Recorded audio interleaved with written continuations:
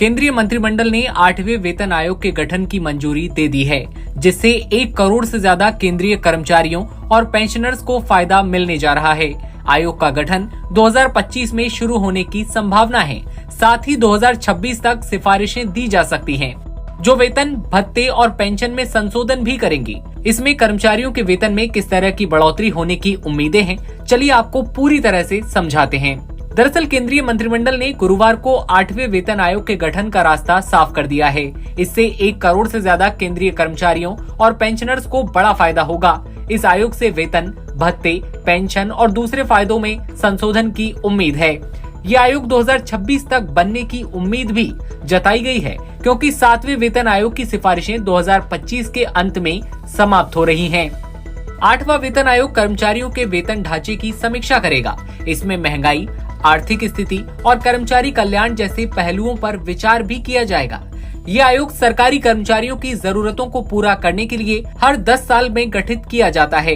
पिछले आयोगों ने वेतनमान, भत्ते और पेंशन को समय के साथ बदलती आर्थिक परिस्थितियों के मुताबिक समायोजित करने में जरूरी भूमिका निभाई है। अब बात करें कि सैलरी कितनी बढ़ जाएगी, तो कुछ रिपोर्ट्स बताती हैं कि 8वां वेतन आयोग फिटमेंट फैक्टर को 2.57 से बढ़ाकर 2.86 करने का प्रस्ताव रख सकता है। इससे न्यूनतम मूल वेतन 51,480 रुपए हो जाने की संभावना है। इस तरह के कदम से कर्मचारियों की आर्थिक स्थिति पर बड़ा प्रभाव पड़ सकता है। उनकी खर्च करने की क्षमता बढ़ सकती है। इससे उपभोक्ता खर्च भी बढ़ सकते हैं। 2014 में गठित और 2016 में लागू 7वें वेतन आयोग ने कई महत्वपूर्ण बदलाव किए। इसने वेतन बैंड को सरल वेतन मैट्रिक्स में बदल दिया। न्यूनतम मासिक वेतन 18,000 रुपए कर दिया गया। शीर्ष सरकारी अधिकारियों के लिए अधिकतम मासिक वेतन 2.5 लाख रुपए तय हुआ।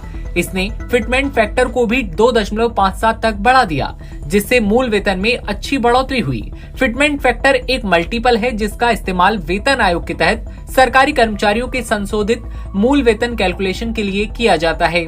केंद्रीय मंत्री अश्विनी वैष्णव ने कहा, 1947 से अब तक 7 वेतन आयोग गठित किए जा चुके हैं। आखिरी आयोग 2016 में लागू हुआ था। चूंकि 7वें वेतन आयोग का कार्यकाल 2026 में समाप्त हो रहा है, इसलिए 2025 में प्रक्रिया शुरू करने से सिफारिशें प्राप्त करने और उनकी समीक्षा करने के लिए पर्याप्त समय मिल जाएगा।